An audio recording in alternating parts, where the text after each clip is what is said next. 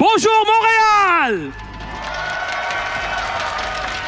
Yeah, that's what I want to hear. Welcome back to 6 Invitational 2020, an explosive game 1 as EU is still in the running, which means there's quite a few people that'll be happy around the place. Welcome back to the analyst desk. Please, Fel, you did such a great job, boys, I have to say, but hey, it's time to kick it off to the second best desk, at least as Emzo was calling it. I see you over there. Long time Austrians, I'll be your host for this show match and the remainder of this day. And with me on the desk are my two fantastic analysts, if you can call them that. It's Parker and Taro Mackay. No one's ever heard of him before. Of course, is Miss Jessica Bolton, aka Jess. How you doing? I'm good, how are you? Oh, fantastic. That's Nancy. What a beautiful shirt today. Oh, thank you. Yeah, look, you're looking rather dapper yourself. Thank you. Oh, I'm feeling myself today. How are you, Parker? Just back up. You're wearing out a of the way. turtleneck. It is Valentine's Day, so I would just like to say you are looking absolutely stunning. Thank you very much. Parker does all right, but I look fine.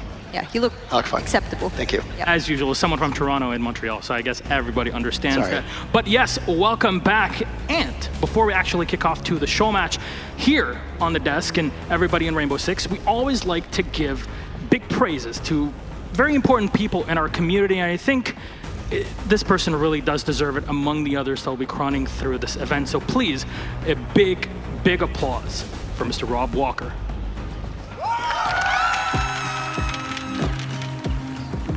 I've met a lot of amazing, what I consider now friends, over playing years of Siege.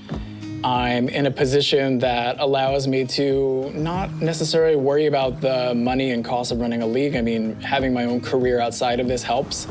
It was really a labor of love, so if I'm in the position to better others, I feel like that's very important for me personally. I'm Rob Walker. I am the founder of the Cyber Athlete Championship Series, but people will know it as CCS.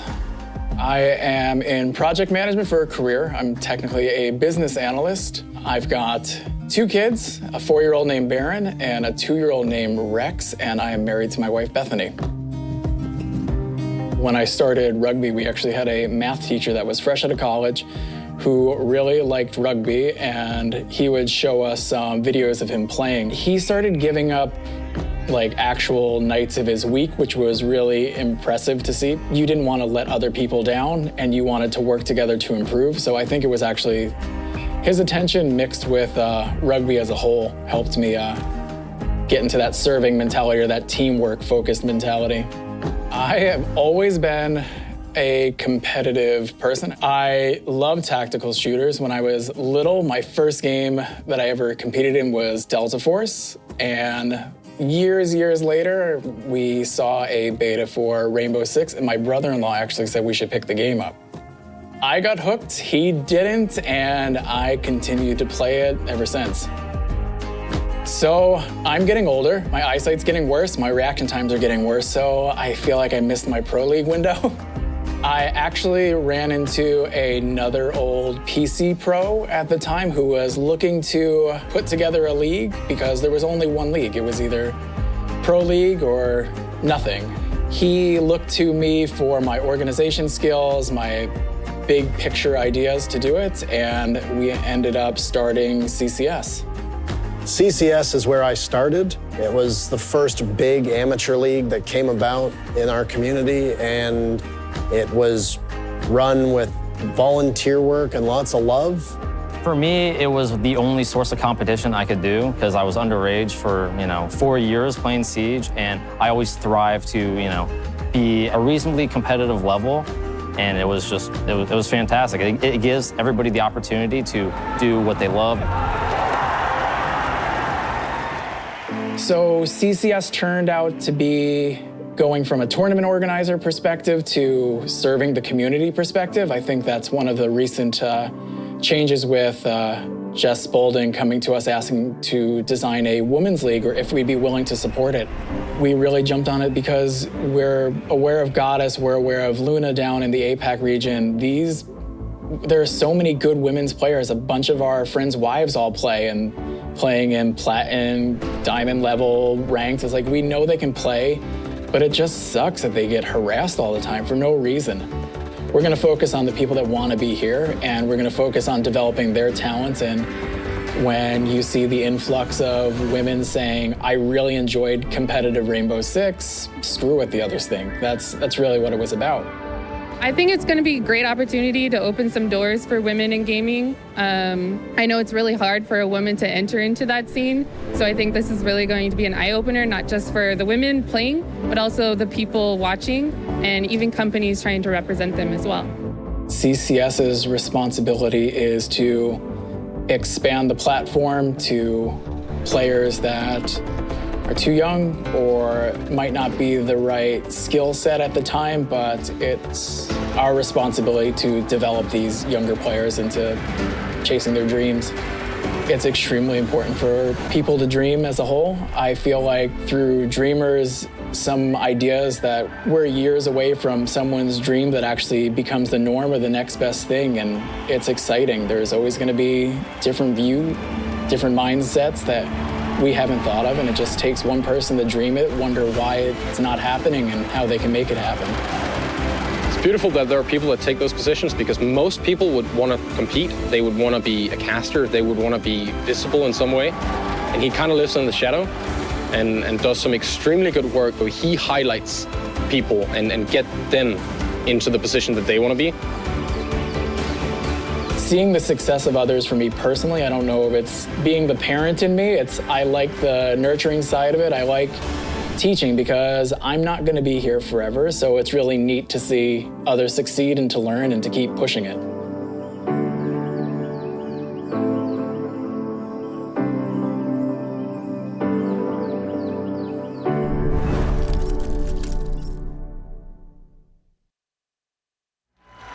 Everyone, please welcome Rob Walker.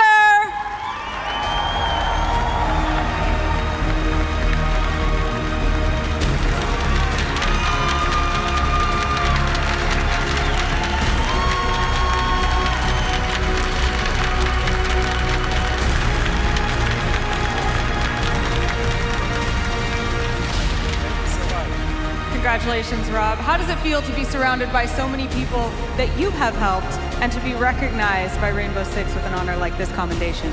Oh, it's humbling to be at my favorite esport event of the year with people in the community that I've met for years and consider them all friends. I can't imagine it any other way. They seem to love you very, very much. You talk a lot about how important it is to you to serve people, to welcome people. Tell us more about why Rainbow Six is the place that you feel like you can lift people up. There's so many things you can do. You can play, you can coach. If you want to organize events, if you want to get into doing stats, there's not a limit. It's not a one-dimensional community, and that's the thing I love most about it. What advice would you have for someone that's sitting here and saying, like you said, maybe I missed my pro player window, maybe I don't really want to compete, or maybe I don't have what it takes to be a coach, but I want to be involved, I want to do something. You found your place. What advice would you give them in finding theirs? So Comp Siege is pretty intimidating at first, but everybody's in this arena. We all love one thing. There's people watching online.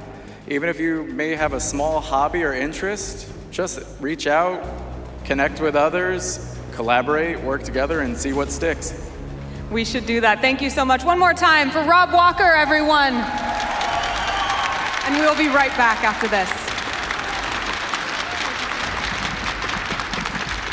Congratulations to Rob. Without people like him, our scene would definitely not be the same. And here on the desk, my two analysts have definitely had their impact on the scene, but specifically through CCS, growing through it and growing the league itself. Parker, you started off with CCS to get here. Yeah, I got super emotional during that. I teared up just a teeny tiny bit, which is okay, I guess. After I went from CCS to Pro League and I casted the Sao Paulo finals, Rob sent me a very heartfelt message saying that he was amazed to see me succeed in all of that, and I could not think of somebody that is in a position like him that is more deserving of this recognition. And for me now to be able to see him succeed on this stage in front of all of you and in front of everybody watching, it's something else. He's made so many lives better for the work that he's done. Definitely so. And Jess, you've been involved with him as well and growing the women's scene as well in Siege. Many people find it intimidating in any course, but specifically when you have to deal with harassment, it kind of doesn't help, does it? No, and of course, when I finally and first came to Rob with the idea of CCSW, it was one of those things that I was, that's right, CCSW, let's go girls and boys, of course, thank you very much. It was a huge idea and it was a very scary idea. And Rob said to me, I want to meet you this weekend. Let's meet, I want to talk about this, and he took it in all of its capacity, and you're right, Rob deserves this more than anyone. Yeah, I think we've grown very much since those humble beginnings, I guess. Rob represented a lot for the scene because he started in the early days of Siege when we would not have thought at all, even imagined, that we'd be sitting here at Place Belle with thousands of people watching here and many more thousands watching at home. So it's definitely an exciting moment for all of us. Before we start off with our show match, though, let's have a quick chat about how things have been so far in the event. Have you been walking around the venue exploring things? Describe it to people sitting at home, maybe. It's big. I think that's probably an understatement, but it's big in all of its entirety. The emotions, the feelings that I get walking around, all of the stands, we have people, we have the little sounds that people make with those, and what are they called, Milos? Thank you. Yeah, those. That's what I'm talking sticks. about. Yeah, the sticks. I'm just happy there's no vuvuzelas. This isn't South Africa 2010. But it would have been good. Add to the noise. I love it. It feels grand. The stage is nice. The venue is the same, but there's more seating. And just walking around the concourse, you really take it in. With how much Ubisoft learned from last year and expanded upon, every single person that's being memorialized or rather recognized through this has their own area where it's very clear that the crew that filmed it has gone and done their homework. There are little mementos that matter to them, and it's specific shrines almost to all of these people. It's incredible. The merch store is amazing, even though many of you have waited in line for like 2 hours. Bless you all. Hopefully you've been able to get what you want. But every single thing is a step forward from last year, and I mean, they've been planning this for a year, and it shows that the love and the care that they put into the game is also being put into this venue. And speaking of love and care, we have a lot of our community streamers here ready for their show match. Are there any fans of our 10 players here sitting on preparing for that stage? A classic North America versus EU, and now it's with some of people's favorite players and streamers. Please, check out this video and see what they have in store for you for this show match. Hey there, folks. Chris Waters here from the Ubisoft News team. You may recognize me from previous 6 Invitationals or from such videos as Operation Shifting Tides is rolling into Rainbow Six Siege with a bang, and Operation Void Edge is introducing a new defender named Oryx, who can, well, we'll wait till Saturday on that one. I'm here to give you a glimpse of what it's like to be at the 6 Invitational, give you a little respite from all these bonkers intense matches we've been having so far. So let's kick back, relax, and submit to a grueling round of Rainbow Six Siege trivia. It'll be fun. But here's the thing. I'm not just going to stick the mic in some poor recruit's face and grill them. I'm going to ask you to answer from wherever you're sitting right now. The winner of this round is going to get the chance to be immortalized in Siege as a Year 5 Season 4 operator. So let's get to it. Joining me is Ken Burgon. Ken, hello. Hey, how's it going? It's going great, Ken. We're at the 6 Invitational. You are a member of the Rainbow Six Siege dev team. What do you do? I work in prod marketing. So among other things, we do the CGI trailers, we do the event trailers, a bunch of things to try and hype up what we put into game. Dude, Road to SI was hype. Road to SI was super hype. All right, Ken, you're going to help me with these trivia questions. Okay, folks, here's the game. I'm going to tell Ken a thing or things that came into Rainbow Six Siege. He's going to name the operation. Ken, are you up for it? I think I could do this. All right, let's start off with an easy one, fairly recent addition, Amaru and Goyo. That was Operation Ember Rise. Operation Ember Rise. All right, the next one, we're going to stick with operators here. Dokebi and Vigil. When did they come into Rainbow Six Siege, Ken? What would you say? It's a bit tougher, but I think that's White Noise. That's White Noise. Operation White Noise. Are you folks keeping score at home? Your score doesn't matter, but it's fun anyways. Now we're going to maps. So tell me, the map Coastline, we've seen it at the 6 Invitational thus far. What operation did that come to Siege in? We had Mira, we had Jackal, and it was in Velvet Shell. Velvet Shell. Next up, it's Outback. Outback happened in Burnt Horizon. Burnt Horizon. Yes, that's correct, Ken. You're doing great. Thanks. All right, and here's a little trickier one. Cafe Rework. Cafe Rework was announced in Milan, and it was in Operation Phantom Sight. Even giving us bonus tidbits, Ken. Good work. I'm feeling it. All right, getting tougher now because we're going to talk about a bulletproof camera. When did the bulletproof camera come into Siege? What do you folks think? You're racking your brains right now. You're thinking, which operation was it? The bulletproof camera? Parabellum? Parabellum, yes. All right, and Outbreak. When was it like co-op shoot the aliens time? Outbreak. Outbreak was announced at a SIOL as well, and it was in Chimera. Operation Chimera. All right, we've only got 3 more here, folks, for you. And they're weapons. When were these weapons introduced to Siege? The Bearing 9 machine pistol.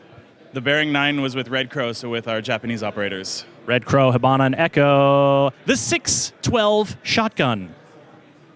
The 612 shotgun was in Blood Orchid.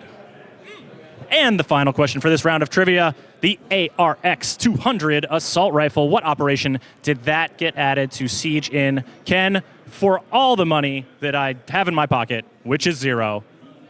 All right, Nomad uses it, and that was in Wind Bastion. Fantastic work. Ladies and gentlemen, Ken Burgon of the Rainbow Six Siege dev team. Hope you folks are keeping track of your scores. They don't matter at all. It's all about the fun. We'll see you next time. Hi fam, I am so excited because we are about to get into our creator show match. And the coolest thing about that show match, there's a lot of cool things, but this is the coolest thing, is that it will be benefiting St. Jude. And I have Zach Witten here. Zach, what is St. Jude? So St. Jude Children's Research Hospital is a pediatric research hospital based in Memphis, Tennessee. We've been around for 58 years. We take on the hardest to cure cases of pediatric illness. We bring our patients to the hospital, we pay for treatment, travel, housing, and food, and then we freely share all of our research. So when we cure a patient at our hospital, doctors in your home community can use that research to ensure that the patients in their communities are able to go home healthy and happy and live great, rewarding lives.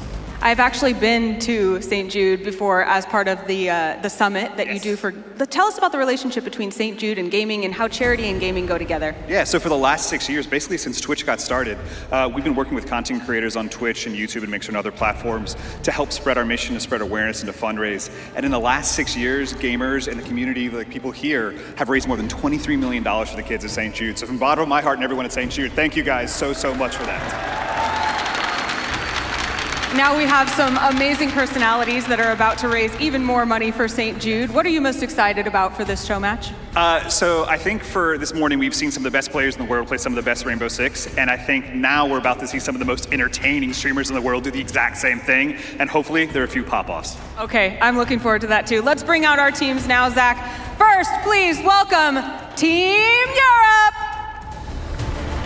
Bikini Bodhi, Katja, Wolf, Tio, and Cyronic.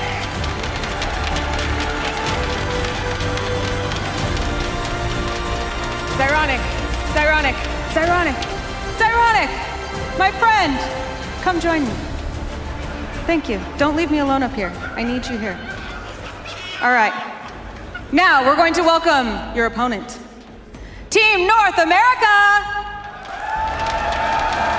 That one Brit, Fuya, Alfredo Blaze, Macy J, and Ammunition. Welcome, and come join me. Now you two are our team captains. We need to get in your heads a little bit. We need to know what we can expect from this match. Ironic, what can we expect from your team? Well, I've lost to NA on land before, so I think I can do that again. Great. You think you're going to lose. And do you agree with Ironic that he will lose horribly? We're just going to do our best, and whether or not we're going to actually win, we'll see. I don't know. We're just going to have fun, and it's for charity, so it's for a good cause. That's true. And a very nice, wholesome answer. I appreciate it. We have the trash talk from this side. We have the wholesome answer from this side. What kind of plays will we see, though, from your team? What is your strong point? Well, we have Bikini, so the 4 other people are the strong ones. Okay, great. And what do you think is the strength of your team? I think obviously the young gunner himself, Macy J, we're just gonna, everybody loves Macy. I'm gonna stay in a corner and try and survive while Macy kills everybody. That's my strat. All right, sounds good. And we're going to need help from you. We're gonna have to have lots of cheers and screams for your favorites. Who is your favorite? All right, let's get right into this match now. Thank you very much, Anna. Yes, a show match benefiting charity. It's the best thing here to do at Invitational. First one, and it's NA versus EU. So this is great, right? We've been talking about Zoronic, you know, analyst, knows his stuff. He's the bearded Finka. How is this gonna happen? Honestly, you ask me, he lost to NA before. Yes. It was back in the day where they couldn't deploy 2 drones, so you can tell that was about 17 years ago. Yeah. Does that even matter at this point? Should we just take his badge away as an analyst? Yes. Yes. That's a very, very quick. Just make Emzo work double. Triple, actually, since he's casting this match. But I think it's an unfair advantage that Bikini is on that team. As much as Zoronic wants to make fun of him, having the lead designer and balancing expert of Ubisoft playing for Team Europe is a huge advantage. So you know Major leg up. It was quite nice of Bikini to let Kenneth do that interview as product manager, marketing manager, because usually Bikini is the leader of Rainbow Six and at the office here in Montreal. Some say he founded the game himself. Yeah, I agree. I mean, as Bikini would say, hello everybody. So I believe he's just ready to pull out the Bosch ACOG and just end everyone with one tap. But that is the difficulty, though. Do you go for Bosch ACOG Vigil or do you go for Clash? Because I think he's dressed as a Clash. He's dressed as Clash. Yeah. Oh, I was confused. I thought that was just the preemptive. I don't know if they dress like that in Sweden. That's what I was wondering. It's a bit too much. It's Bikini Body. He's fluent in Twitch chat. That is very ha-ha cringe, I think was what they would say, is how they would describe that, if I'm not wrong. No, you would know about that. Every time there's like a game, Parker would say something funny. He's just scrolling through Twitch chat. It was like, oh, they think I'm funny. Yes. I just exposed you. When I go back and I rewatch my VODs, I close the video and just read the chat and see what they say about me. That's it. It's the most important part of Twitch, really. Yes. Yeah. I don't know how much you've been watching chat, to be honest, Jess. Yeah, that's probably one I might want to close when I open Twitch. Yeah. All right, that's our European team. Of course, we're very familiar with both of these teams. North America, Parker. You saw the strength. We got Macy J, young gunner out there. It's pretty good, isn't it? He's not that young either. I mean, come on. Yeah. I mean, Fuya is younger than him. He's the same age as me. He's like the same. I think Anne and him are the same age. You're pretty old, though. So. That's true. You think you're going to be able to make it around the world before you're 60? So I have no idea.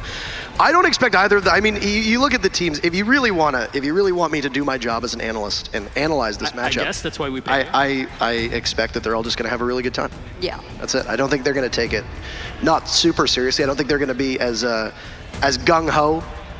I expect a closer match than what we saw Fnatic do. You think Anne is actually going to hide in a corner in the meantime? I don't expect her to hide in a corner, no. I mean, she had the Vitality jersey on with Liliun in the back, of course, the coach of the team, so... She could do a Vitality push. She could coordinate that strategy and push in the last 10 seconds, and I think that's the action we're looking for. So they're probably going to ban Echo if you're looking at it that way, right? Just run in. That's all you need. If you're Vitality, just run in. Who's going to hold the angle, though, for the entirety of the round until the last 10 seconds? On what team? On NA's team. On NA's team, who's going to hold the angles? I don't know, probably Alfredo. Yeah. Okay, so GG's Don't Ever Type Again, thank you, which is what they're called, which is Team North America. They beat some pretty decent teams. They were telling me that apparently some of their content creator opponents were actually scrimming. What? Yes, they're scrimming. There were teams that were actually scrimming. So, don't quote me on this, but was it King George's team? No, don't cheer. Just don't.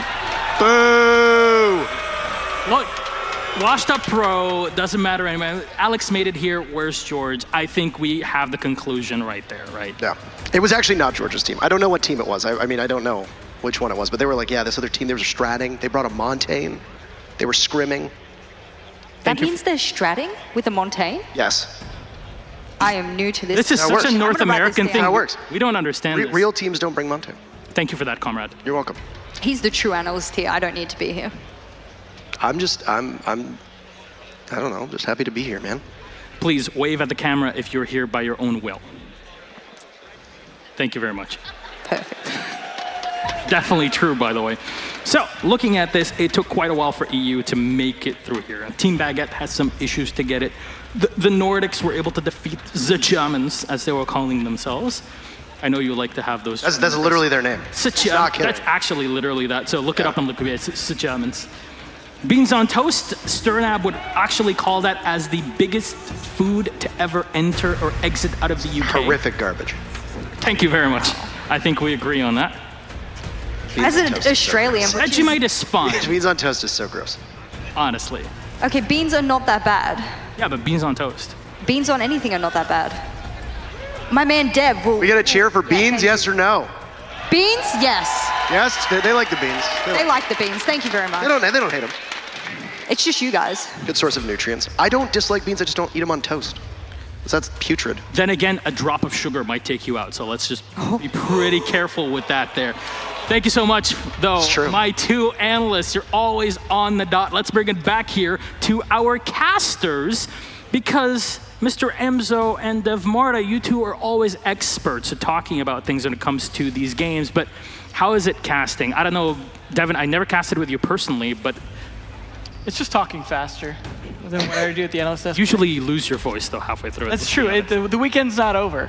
I'm very likely to contract coronavirus at some point here, just based off past invites. And James, how does Emzo's head, the top of it, look from where you are? I don't know, but the weather's all right up here, actually. Yeah? Yeah, it's not too Definitely not minus 30 outside. That's yeah, but we're inside. My strategy was just don't go outside when you're in Canada. It's working. Maybe someone should have helped Fnatic warm up for their game in that case. Hey, what I will say, all right, we do have one representative of Fnatic still in the tournament. So I'm going to be going for Bikini Body. Fair enough. And of course, Macy playing on TSM side with Brit playing as well on SSG. So yeah, it's very much out there. Gentlemen, please, it's all on to you. Emzo, Dev Marta, ladies and gentlemen, are you ready for a show match? James, Dev, all yours. All right. G'day, guys. Let's have a game here on Coastline. Yeah. Not a bad map, eh? One of my faves. We just heard a lot about purple tarps. No, there? None of that rubbish. Just nice, clean Rainbow Six right here. This is Europe versus North America, but actually it's Scandinavia versus USA. Well, there goes those Monty strats. Right out the window. That's a right shame, that is. I guess NA just don't like dealing with shields. Well, you know, I was curious if they were actually going to go for the no operator ban, but definitely no. They definitely don't want shields. However, there's still other shields available. Clash still available. Yeah, in fact, I wouldn't be surprised if we see NA ban out the Clash to counter that Bikini. Europe gonna ban Zafir, so you know, comfort operator on fragging. Pro League should probably do more often. Yeah, I think the thing is, you know, there's just so much overlap with explosives for other operators. But hey, if you've got some comfort players on Europe's side, yeah, time to run Goyo at this point. See what we can get away with. See, this is the problem here. Zeronic's in charge of the bans. Oh no! Where's the Thatcher ban, Zeronic? Where is it? Come on. You know he wants that Jaeger ban for sure. So what I'm hoping that we'll see from Team EU is just 5 sets of nades every round. You know? Yeah, absolutely. Coastline's got those little vents on the roof. You can chuck those nades down. Now the glass has nades. Yes. I'm expecting to see some glass nading coming out, especially on this map. Yes, please. A lot of window peeking. Oh, poor Mira. She really doesn't get windows. She really doesn't get much play, does she? On Mira's own map. Yeah, it's a right shame. Is Jackal still available? Yeah, I wouldn't be surprised if we see a bit of Jackal, but come on, I'm going to really be gunning for these nades. Give me some Dokubi, give me some Boss G ACOG, especially with Bikini here starting on attack. Boss G ACOG's coming out. Oh, I am so obsessed with that. Let's see it on attack, though. We rarely see it. It's spawn peeking. Yes! Mine's available. Oh, here we go. Give me what you got. And Jaeger all you want. But we got some sniping action to go on. And we got Kali and Wamai, the Shifting Tides operators. Appropriate for a coastal map. Very much so.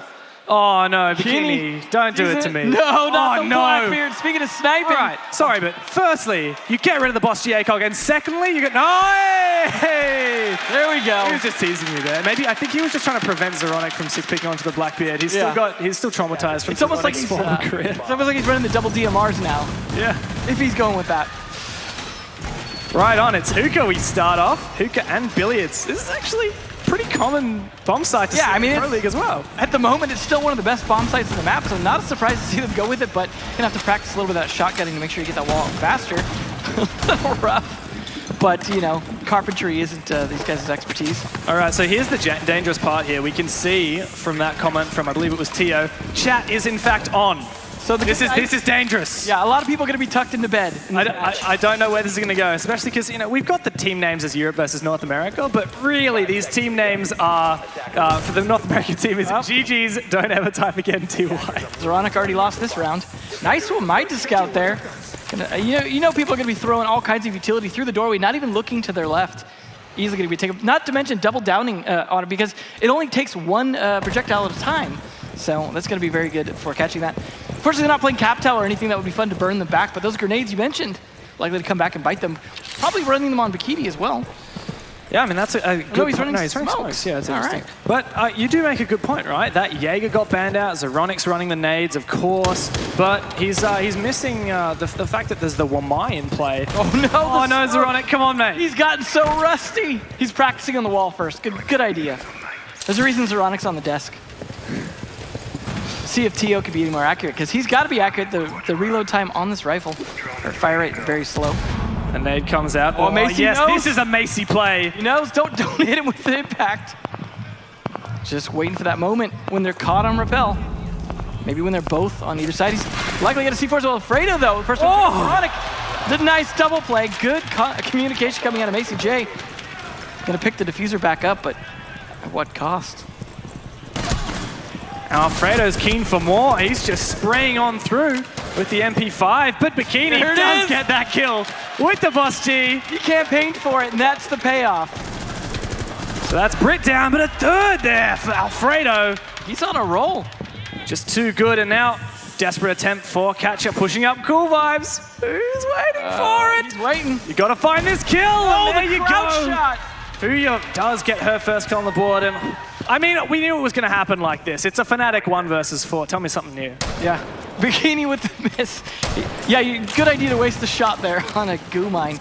He's gonna get. Oh no! Oh, he missed! Oh, the tap drop! Good night. Bikini's been practicing with this gun probably all week. Go in and hack the phone too. Why not? I was, earlier in the round when we saw Macy below at the pulse, I was just ready to say, you just got Macy Jade, but you just got bodied. Yeah, absolutely. I mean, they know where he's coming from, but they're just not willing to fight him on it. After that drop shot like that, I can understand why. Legion out, just a little bit away from death. Doesn't matter, Alfredo with a 4K. He's the doc now. 4K with the MP5 ACOG. You know, it's really weird, Emzo, because we've been analyzing all weekend, right? We write so many notes during those matches. I keep going to my computer to write something down. I'm like, actually, no, I probably shouldn't write anything kills. All right, 4K for do my strats. Who's got the most opening kills? Who's got the most opening Let me get kills? that on Telestrator quick. Penthouse, though, time. This is, the risky play. Go to Penthouse. They're going to show quite a bit. You can only 6-pick away from one operator. Well, so which will be Capcan? Look, what I think's happened here during the downtime in the round, Zeronic's had a good pep talk to the EU people, and we got Buck, Glaz, Sledge, and Finka, all of which can bring grenades, and hopefully will be bringing grenades. And when Thermite could as well. That's a throwback. That's a throw, all right. Look, we don't have any Jaeger devices to worry about. We still have those Wamais, so Thermite, in theory, could use stun grenades to waste out those magnets. The nice thing is he could clear 3 of those with his stuns. So that's it. Definitely a little bit stronger against that than Jaeger. And with 8 grenades left, you've got almost 2 per defender. So I don't think the Warden's Glass is going to help you with that, and I don't think the Bear Traps either are going to catch those grenades. That said, if we do see Glaz play smokes and trying to use that utility, then the Warden will effectively counter that. Something we haven't seen so much of course, because Glaz not quite as good as he used to be at playing through smokes, but let's talk about the elephant in the room here, Capcan. Yeah, there's some traps going up for sure. Obviously, if you see a Fink on the board, you want to stop the rush. One way to do that is go double traps. That's what they've done. They've got the Capcan, they've got the Frost. So if they come on in, they're also going to hit some goo mines on the way in, almost like a little Hansel and Gretel sort of thing. Breadcrumbs on the way. What I will say is Bikini does certainly seem to have taken a leaf out of his organization's team's playbook with Fnatic. They do like to bring the Finka. And a mentalist right now. Yeah, that's it. So look, it didn't work out for Fnatic earlier today. Quite ironically, Fnatic ran the Finka and then Magnet died to the smoke, which is counted. I think that's appropriate. Gonna have to watch out for that. There are going to be at least one Claymore, actually, rather than the flashes coming out from Thermite, so that's going to be something to watch out for in those runouts. But like I said, 4 sets of grenades. And we don't have the Wamai, so it's almost not relevant, those stun grenades. Nope. I would love to see what we can accomplish with these grenades. Come on, surely this is a rush. Zeronic's opening that up. Surely we just get 8 grenades thrown in. Yeah, that's going to clear the room pretty fast. Oh, no! Wolf, not to Oh, no, Tio. I mean, if you hadn't cooked that, that would have been... Yeah, that's why you gotta practice your aim before you practice cooking. One down already though. He's gonna try and crawl back in. Nope. Redemption factor for Tia there. Does take down Anne. She said she was gonna hide in a corner for the whole game. Not working out so far. Gotta pick the right corner. Good info gathering though from Brit's cameras, but Zeronic, I'm sorry, what? He's just gone in full send.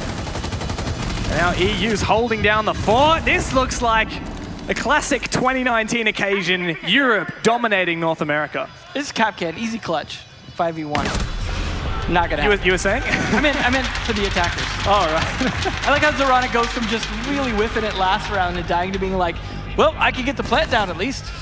Yeah, not bad, eh? Well done from the other team so far. Back and forth between these two. I think the strats are gonna get crazier and crazier though as we get deeper into this. So the Vikings are really stepping up at the moment. That's what Vikings do. It is indeed. The Blitz, though, is that going to stay? Blitz plus Lion is really not fun. You got to stand still as the Train of Pain comes running right at you. One thing I will say, and look, I don't want to be too highbrow about this, but one thing I will say for the attackers is they're varying their strategies. Every round we're seeing something different. Yeah, so this time it's going to be Lion, Dokkaebi, Jackal, Blitz, and Kali. So, yeah, not going to be fun for the defenders. I don't think Wamai's going to do a whole lot of good this round. Yeah, do you like moving? Well, you can't now. Yeah. Do you like making a phone call? Well, yeah. I guess you could do that. Do you like getting detected by Jackal? I mean, it's the classic thing, right? Yeah. You know, you have been spotted, your phone's ringing, Jackal is scanning you, and there's a Blitz right in front of you. And you're blind. And you're blind. And then you hear the sniper shot. That's why I actually play with my monitor off. It's safer that way. It's less traumatizing. You can't get flashed. Yeah. Exactly. Unless you turn it on when you've had it off for too long. That'll do the same thing. Right on. So this defense, we do see the Wamai. I think they realize, with those grenades and that Jaeger band, we kind of have to stick to Wamai. But hey, it's Kitchen now. Yeah. North America's decided to change up their bomb site. Definitely a smart move. I mean, this is one where the smokes are definitely going to come into play on that Russian delivery, but Penthouse was probably not a good choice to begin with. Let's be honest, that's part of the reason we saw that win last round. It's just poor choice of bomb site. Kitchen here should be a little bit better. Especially with that mirror ban, it's difficult to anchor on the bomb site in Penthouse, and we didn't see the open hold that we've seen where some teams, particularly from APAC, will open up VIP, but I feel disgusting actually trying to analyze this.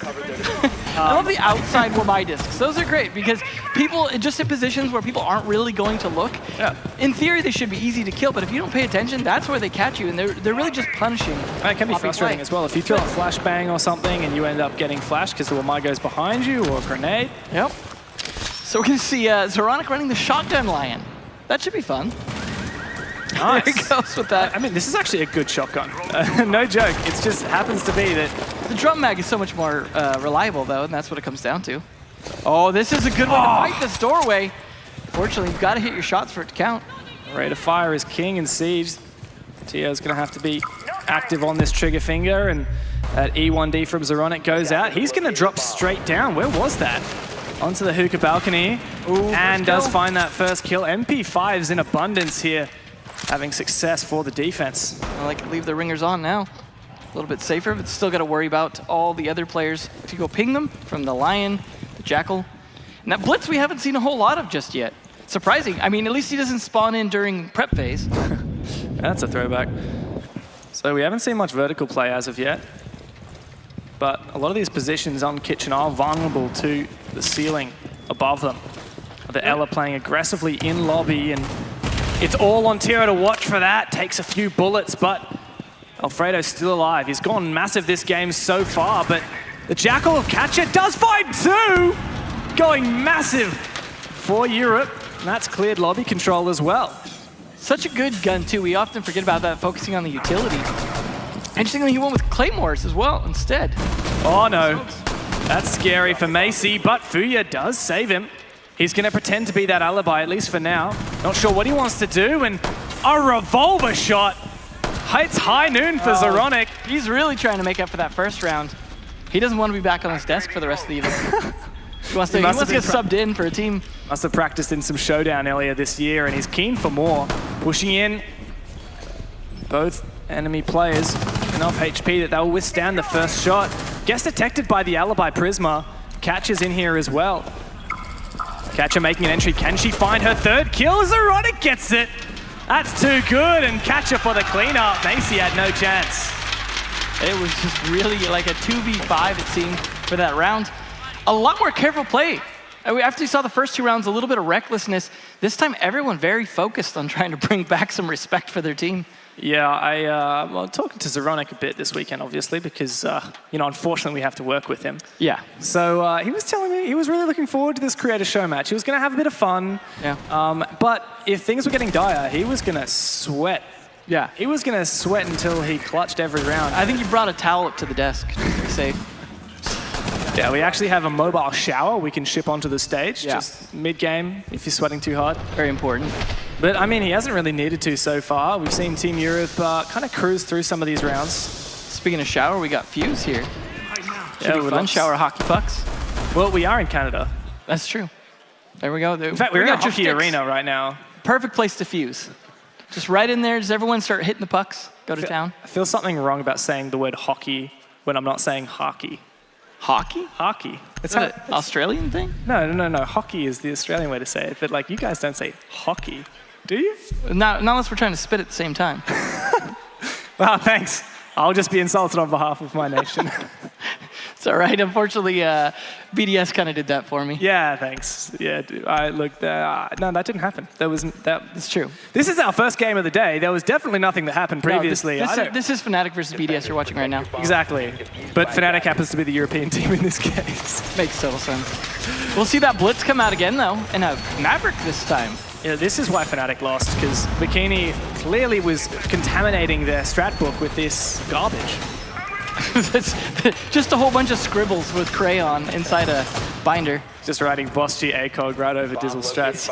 See, it's like the all play and no work. Yep. So I gotta say, I've been impressed by Alfredo so far, and he's back on the dock as well. Yeah, that was something that worked out very well for him in the past. I mean, I think the Alibi almost worked out well last time as well, but the Echo is the changeup. You're gonna have a little bit of counter intel to play with. And now that the Dokumi's not being brought, which is the newest kind of counter to him, and of course no IQ being brought as well, means at least those Yokai's relatively safe if they're played well. Oh, double shields. I forgot about the Fuse shield as well. So they're doubling down on being able to walk in, but the glass to back him up is the real big play. Not to mention you've got Zeronic on the Maverick. He can open up a few different holes that Glaz can play through, and they can also safely peek those holes with the shields. I find it kind of funny that we're playing Coastline, but one map where you really don't need a hard breacher, and if you do need bring a hard breacher, it's probably going to be a Hibana to open up the walls of Cocktail. It's just falling back on your mains. You know, it's funny because we have 2 hard breachers, and neither of them can actually open up that wall, at least. Not without repelling in a very vulnerable position. No one wants to play the support Thatcher during this, but there we go. 1 down already, so no hard breach, at least for that. Gonna have to use Maverick. You can see how sweaty Zeronic's getting by the way he's peeking. I think he needs to get spawn peeked a few times. Just little tap, tap, tap. Pre-fire the whole map at this point. Well, I'm not sure if Team Europe know this, but every operator actually gets drones, and you can use those. I think that's why they brought shields, so they didn't have to worry about that. Oh, come on! The drone hole, the infamous drone hole.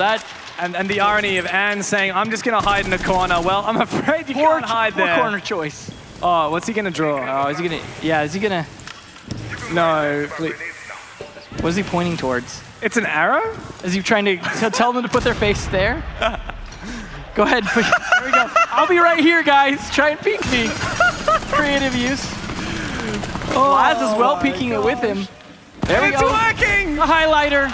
Traded, though. Alfredo's still on a roll on that dock. Can he pull off a kill onto Zeronic? That's the important thing. Zeronic really relying on those pistols as well. Bikini struggling with the goo mines down to very low health. Could die from just one more.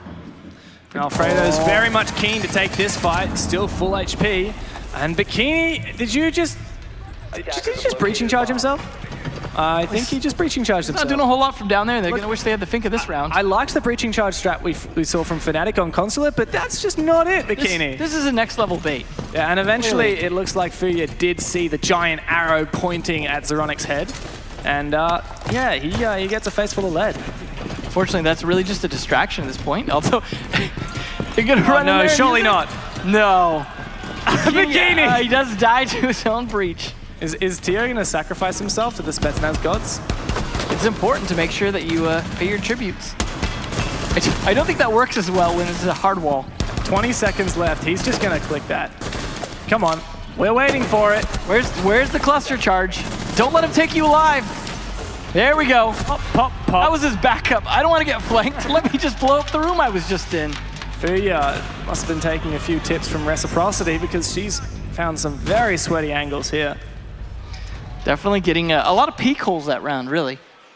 Look, and we're at 2-2. This is actually a fair fight, unlike the rest of Invitational, which North America's taken by storm. Yeah, it's definitely been back and forth, though. It's like one round is very well dominated by one team, and it seems to switch a bit back and forth. Amaru strats, though, might be coming out. Yeah, I think the line that we're trying to tread here for Team Europe is how much do we want to pursue the memeage?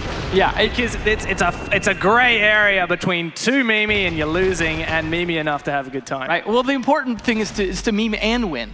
That's it. That tends to work the best. We'll see the Clash come out potentially as well this round. Alfredo just really leaning on that dock, though. Yeah, why not? I mean, just click heads. It's been working fairly well for him. I don't blame him. I don't know why he doesn't bring the rook, though. I mean, I like bringing rook because he hasn't needed to stim himself in my recollection at all, but he can help his friends. The thing I like about the rook is it's realistically not actually that much more helpful to your teammates than a dock, but you just feel like you're being helpful. You're dressing for success. It's like I know I probably should be playing Echo, but I'll want to use the MP5, not the SD variant. Yep. And so I'm just going to pretend that I'm helping the team. Absolutely. It's that fake altruism that matters. That's it. But hey, Fuya's going to give the Cav a shot. Last time I believe it was Anne who tried it to no success. Anne's really got to rally the troops. They had one good round, but they've only managed to win that hookah bomb site, and they'll be locked out of it for the rest of this game as we are on the Pro League rules, or the competitive esports rule set that you guys have been watching so far. First to 7 rounds, and it's 6 per side, so 2 more rounds in this half. And we'll have to see Team North America defend Kitchen here, and then depending on the outcome of this bomb site, they'll have this plus the bars and penthouse still unlocked. Definitely a possibility we could see bar. We haven't seen bar yet, to my recollection, so it would be a nice change. It's very much only esports teams that like that bar bomb site. Requires a lot of coordination, a lot of information on site. A lot of pleading for those drones not to be killed anymore. There's been a lot of drone killage. The drone economy has not been great for the attackers so far. To be honest, I haven't really seen them using their drones at all. It's like they'll do it during the prep phase when there's nothing else to do. Oh yes, Bikini with there the supernova. He's inside already. He must have. Yeah. When Amaru came out, I had a nickname for her. I called her Yeet Girl. Because she. Oh, the counter though. I mean, you just got Macy Jade. You just got it. You just got clipped. Can't be mad. You're playing against Macy. What do you expect? Yeah. It's definitely going to happen sooner or later. Nice play there. Trying to deny the door. There you go. Anne gets her revenge after Zeronic killed her through the drone hole last round. Well deserved. Best served cold. A little bit of a slow approach here. They have controlled the top floor, so they're just not really wanting to press it yet. They were Bikini was destroying a bit of the floor with a shotgun. They also have the sledge to be able to open this up, so they're just not being exposed to any angles down there. Kitchen. World-class Rainbow Six right here we're witnessing. Opening up the floor. Classic maneuver. Bikini using the SMG-11 as his primary because he brought the Supernova primarily for soft destruction, but on the flip side of this, Macy J very much aware of these positions. In fact, it was Britt who opened up that angle looking upwards, but there is still a possibility for a flank. Catcher finds one with the 5-5. And that's Alfredo down. Tio's going to make an entry. Takes a lot of damage. Goo in his foot. No, he gets downed. He's going to clean himself up at the bathroom while Bikini tries to defend him with the flashbangs. Does manage to get in. He's just got to be able to get into position to do something about it. Macy, in the meantime, gets one. All on Catcher now in a 1 versus 2. Just Britt and Macy. Spots out Macy, but doesn't get Britt. Oh, they lined up too. Just not clicking the heads. That was a pretty good round for Catcher, though. If I'm not wrong, that was 4K. Well, you were just talking about the thermite not being super useful. Hey, if you can click, then you can click. Yeah. Well, now 2-3. This could be neck and neck. But this is the last round before the side switch. We'll see how the teams do once they have to deal with a different set of circumstances. Penthouse, though, going to come out once again. That was not the play. You were talking about bomb sites being unlocked. This is not the one to go to. It's a tough ask, and you can see they're trying to figure out what kind of an adaptation they can make, but the castle which they intend to bring here is likely to get countered by a lot of the soft breach from the attackers as well. Just look at the expression on their faces. Even in the losses, they're having a good time. That's the important thing. Brit's getting hyped. Yeah, I mean, this is their chance to play on the big stage, right? A lot of these people outside Zeronic don't really get to play on a lot of big stages. It's been a while for Zeronic as well. He still doesn't really get to. No, he doesn't very often, does he? Well, this is the chance. Catcher on 10 A kills. little lopsided score. Catcher. A little more balanced on it. Yeah, I think it is actually. Too many J's. Well, Penthouse and Theatre we head to, and this is the last round of the half. Now, we typically talk about Coastline being attacker favored, but that's very much when we're talking about like an esports level. Yeah, this is definitely going to be down to a lot of times who goes off individually. Yeah, and look, it's Macy. We know him as the guy who likes to get creative. He's going to try the Warden, an operator we've seen picked a few times, but... Yeah, show some creative strats with this Warden, Macy. I mean, there's only so much you can do with it, but... see if they can make something work. I mean, if they go for shock and awe, he'll definitely be in a good position to defend that. But we actually haven't seen like a Ying or anything yet to really kind of bring a lot of flashes. Which is funny because Jaeger's banned. Ying is, would have a field day in theory. Yeah, I like the adaptation though, bringing the castle for the window. And also that bulletproof cam facing into Penthouse as well. But one thing to be concerned with that castle is, of course, we have the sledge and the bark and the ash. At least don't fuse this round. Yeah. I mean, you could use a thermite charge on that castle. It's one of the only things thermite charge is actually useful for. Definitely something that's likely to happen. Sledge, though, in a better position to destroy it, decides to just waltz on around to the other side of the map instead. It looks like they want to go for a bar take potentially here. Insane team synergy here right now from Europe. Love seeing it. Look at them. Within 5 paces from each other. That's what you like to see. They're going to go with the conga line. I would love to see a bit of conga. So it'll either be a quick round for attackers or a quick round for defenders. All right, and it's first in the door, Bikini with the CZ. Making an entrance, peeking around this next angle. Does get control of blue bar. You see that's primarily where the push is for Europe. Takes out that default camera as well. Catcher pushing through servers as well. Haven't used a phone call yet. Just waiting for their opportunity. Phone call would give away that position, but I think the defenders may be clued into some of this push. There we go, there's a logic bomb. A C4 prep for Ann, but doesn't have the info. Preemptively tosses that out, and Bikini gets away unscathed. He's keen to make this fight, but very unfavored engagement. Potential of some vertical play. Buck. Oh yes, please open this hatch. You'll get a bit of a surprise. See you later, Well done. Nice grenade followed up as well. Wolf. Oh, in a crossfire as well, and still holding on. Can she find Bikini? Eventually she does. A great headshot, and now Diffuser down on the white stairs. They're stacking up. Realize there's 3 coming for her. No C4 remaining. Can she hold the line? A stun grenade comes out, but that's not a worry for her. Proning at the top of the stairs. She has some support as well, and the players start to file up. She's good for 1. She can find 2. Can she get all of them? No, Macy J comes and helps out, and it's a shutout for North America. And that's why you run Bandit Iron Sight. That's a real throwback to old mate Eunice. Yeah. Former G2 player 1 year ago. I mean, I run the Bandit Iron Sight since. It's nice, yeah. Oh, they're calling for Tachanka. There it is, Bikini delivers. Everyone wants to see it. Are we gonna get a spawn peek with it though? That's the real question. Is it gonna be a turret on the window? Look, if G2 can do it, anyone can do it. I hope they set up a Goyo shield for him. Just to make sure you cook his feet out. Let's have a look at this grenade. This is gonna be beautiful.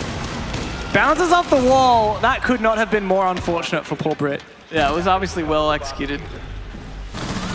It's a strong lead as well for... Yeah, it was neck and neck before, 4-2 now. I think this is when Zeronic says, all right, guys, we need to step it up. Anne's pretty happy. What is that expression from Fuya? I like that in chat as well, we're getting a warning. Some of you are cool, don't spawn pool. I think that's a warning for the Tachanka spawn peaks. And hey, we've got Tio with the dock as well. So spawn peeking definitely on the agenda here. Similar kind of operator picks for both teams. We're seeing Dokkaebi, Kali. At least Alfredo has to switch ops now that he's on attack. Ah, yes. Real shame.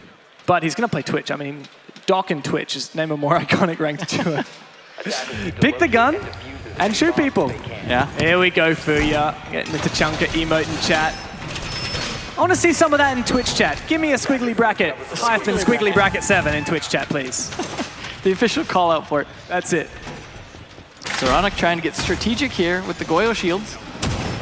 Wants to set it up to be able to play aggressive on the delivery door. Strats. Yeah, I mean, Hashtag strats. They bring Kelly, but can't see through the smoke. Oh, look Like at this. glass. Katya's actually putting out a very, very clever deployable camera. Watching that kitchen side push. You'll also be able to see people all the way in Sunrise. But come on, this is what we're here for. The pool warning was just a lie. He's looking to ruin their life. Oh, and they all spawn there. The Master of Deception's ready for them. Is anyone going to peek around? He misses one. Is anyone ready for it? Tachanka's hungry. Who wants to feed him?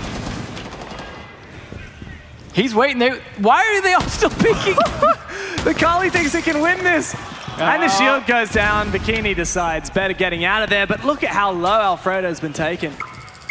You know what? It's all in good fun. He survived, so, you know, no harm, no foul. Shots coming down, though, still. Oh, no! What is that? He doesn't need his turret. Well, Tachanka, he went on a suicide mission, but you may say it was worth it, taking out the one and only Macy J. Now, North. Oh, Katya also good for one. They're really trying to hold up on the defense here above. Well, Tio contesting with this Dokkaebi. Low on HP, low on bullets. That's why you run the dock right there. Fuya's just holding this corner. There's no way out for Tio. Pre-fire, but still. Oh, there we exchange is go. successful, and Fuya takes down Tio, gets straight on in the building. This has been a good salvage so far for North America, but just look at the HP on them. They got a cam that can hack in there as well, at least the phone. Twitch drone, though, looking to try and finish off Mute. Poor Katya. Katya. And cams are going to be hacked. So that deployable cam that you were saying you liked earlier, now in the hands of the attackers as well. Right, you are. Ooh. Not sure if Zoranic's cautious of this position, but he does end up finding that kill. Brick goes down, and that's Diffuser as well. Fuya, a desperate attempt at Zoronic. He's turning up the heat. I think he's decided he doesn't want to lose this one. Now it's a very, very low HP Alfredo up against all these players, and Zoronic, 3 kills on the round. Alfredo somehow trades that out as well, getting one before getting killed. Well done, Zoronic, though. Yeah, he doesn't like being down by 2. No. Now he's only down by 1, so. He wants to get in on this action. He's got to deal with that Jaeger ban, but it looks like we haven't seen Team North America really abuse it thus far. We haven't seen as much of Wamai as I would have expected given the Jaeger ban as well. We saw it a couple times, but there's really just not a lot being thrown quite a few of these rounds. Except for the rounds themselves that are being thrown. Yeah, absolutely. That fire as well, nice touch. Yeah, it was pretty funny. Cooked up a nice, good bikini body. Oh, quite a few fires from the Goyo shields as well. Zoronic burned out a bathroom. Katya has really been performing strongly this game. Doing so much work. That's a cheeky one tap for Zoronic. And then he went for the pistol, of course. He's been switching to his pistol a lot. He doesn't want to reload this game. I'm getting that impression. No, not at all. And when he was playing, was it Twitch previous? A Lion, that's right. Lion with the shotty. And he was enjoying that revolver. A little too much. These reactions. Not sure if we have a timeout or what going on here. No, it looks like we're going to resume. Katya for MVP. Look, you're not wrong, actually. Definitely still some time left for some other players to come alive. But Fuya's stepping onto the Ash.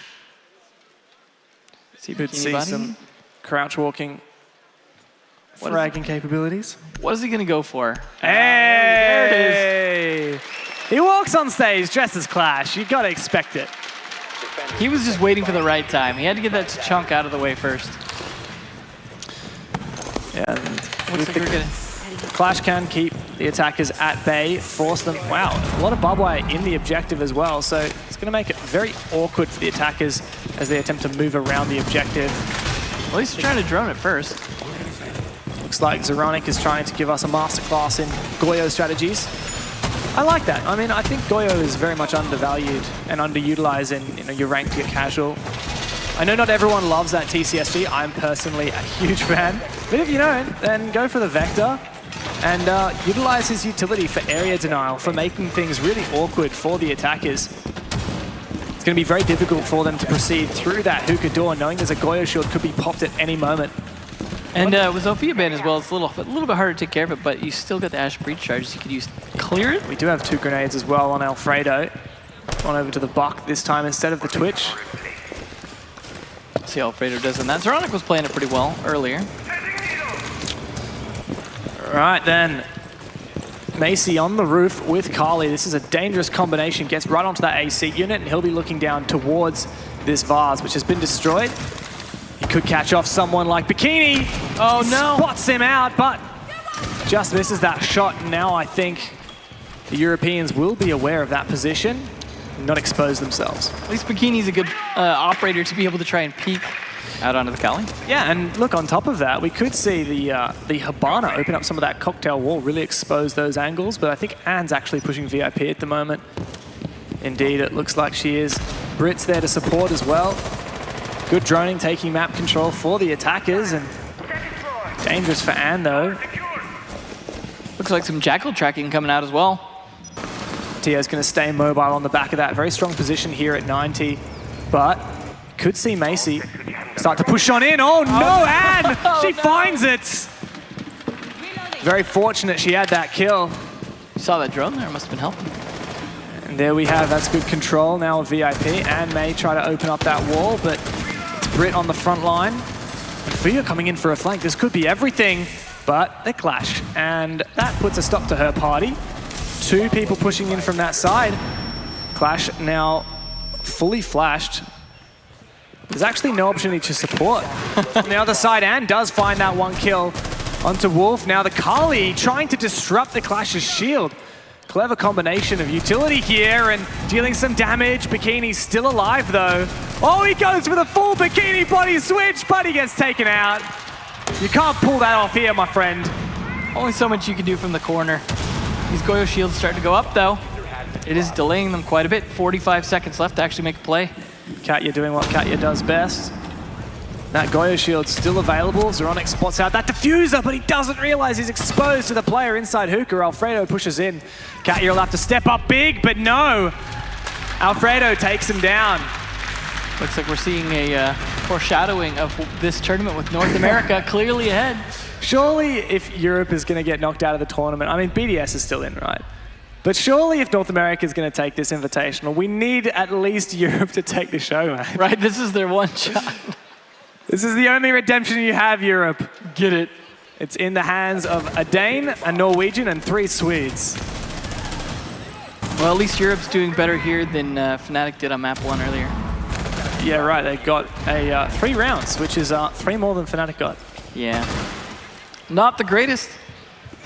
But this I could see it coming back here. Zoronic doesn't want to lose this, as you said. He's going to be trying to sweat in. Bikini's still trying to play the way he wants. It almost worked last round, but yeah, he was getting pounded on pretty heavily from multiple angles. Counter strats, my friend. And it's something you don't think about very much. I mean, I personally don't see a lot of Kali played in the games that I play. Usually just when Thatcher's banned, and even then, not a lot of people have really oh no. Bikini's just trying to be a crowd pleaser. I mean, Fnatic had the crowd for most of that previous game, and it looks like they've still got it here with Bikini. They chose wisely to represent them. We'll see if he get away with it this round, but at least he hit it this time. Last time it was exposed. This time it was a 6th pick. They did all spawn in the right spawn. He just wasn't able to get any picks out of it. But hey, he jumped out the window, got 1, so. See whether he changes up his spawn peak. We'll see whether he spawn peaks at all. At the moment, it's a very normal setup. Oh, but the drones are coming into the site. That may well see, yeah, Macy would have seen the Tachanka there. So they'll be cautious of that. Okay, a deployable shield in the hookah doorway. Is he going to play the Tachanka turret inside of hookah? He's asking for a shield to be moved, it looks like. He wants to put his turret right up against this window-facing pool. So this time he is indeed going to spawn peak pool. A few seconds left. Who wants to Cracks go for a open swim? that window. There we go. You saw at least one spawn over here on Pool. And good night. Onto Macy, too, of all people. The Doc ready to heal him the moment he takes damage. I love the teamwork. Macy, look, we're going to have to talk about that after the match. Yeah, you got to be careful of that Pool. But Anne's keen to just make an entry. Oh, fully clear inside of Aqua and pushing now. Looks like Wolf's down to the meantime. Fuya gets in through the main window with the Amaru grapple hook, but there's a good hold there from Katya at Vars. Is there information on the bomb side? I don't think so. Brit's going to get that diffuser planted, and now it's a retake scenario with that Lion scan. This is a tall order for Europe to retake. Katya, though, she's always good for it. She can find one. 3 players left on the defense. Zeronic is going to try to clear these positions from below. He spots out one. Doesn't get that kill, though. Brit takes a lot of damage. Bikini's taken out as well. Lion Charge suppressing these defenders, and now it's a desperate attempt. There's 20 seconds remain. That's a 7-second defuse time. Tia's going to have to go large here. Katya gets spotted out on the cross, but what can we see Alfredo do? Not enough, clearly. But damn, that Brit is just going to hold down the diffuser position, and Zeronic's far too far away. And that's a nice, easy round, putting North America on the match point. Oh, boy. Doesn't matter what you bring here. It is not working out. I got to imagine we'll see at least one more round before it goes, but North America still looking good. Look, Zeronic told me that if they're in a deficit, they're going to try hard. So I want to see that come out. I haven't seen that the last couple rounds, so I'm not sure I believe that. Well, the ironic thing here is that Bikini was probably doing the Zeronic thing? He was doing the not try hard thing, and it was one of the only things that worked that round. Absolutely. I think they're going to go back hookah again as well. They've been really doubling down on this hookah bomb site, despite it not working.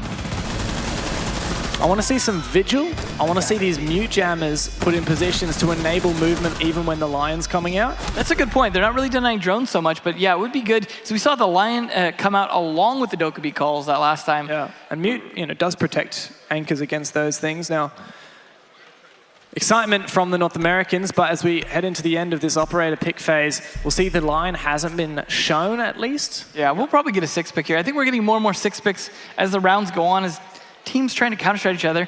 Do have a Nook pick instead of the Glaz. Zeronic trying to change it up a little bit from the Goyo to a Maestro. Yeah, Maestro is a sweaty pick. I'm calling that right now. Absolutely. He's looking to hold down fire on that Aldo. Like I said, he doesn't like reloading. So he picked an operator. He doesn't have to nearly as much. And he's going to do some very normal Maestro cameras on the bomb sides. Look at this. This is world-class sweating right here. He's actually putting utility down on the bomb site. He's actually making rotation holes. I would go so far as to stretch that he's probably even going to put a Maestro camera on the A bomb site as well. Unbelievable. In fact, he could put it underneath the pool table so that it can kill the planter without necessarily being seen from Aqua. I mean, that'd be extra sweaty. At this point, they really need those cameras because they're not paying good enough attention to their flanks. Yeah, well, the problem is with cameras is Fuya playing the Nook. Danish operator, and can you imagine Zeronic, the Dane himself, if he lost because someone snuck past using the Danish operator? That would be appropriate. Yeah, it would be, I guess you could call that ironic. Pull the bag over his own eyes. That's it. I don't think it's a bag though, it's like, what Nook's wearing? I don't know what you call that. It's like, looks like a bag to me. It's like chains on the helmet. Oh, it's very cool. And it is a hot breach. Oh, nice combination there. Hot breach, then cloak. Make a lot of noise and then make none at all. So far, though, looking for some opportunity. Look for gadgets as well without finding anything. They need a little bit of a distraction. Something going on up here at Aqua. Keep Tio busy here. The Doc and Rook together, both good for contesting long angles, and also means that these players inside of Aqua will be very difficult to kill from body shots. That said, it's actually coming out.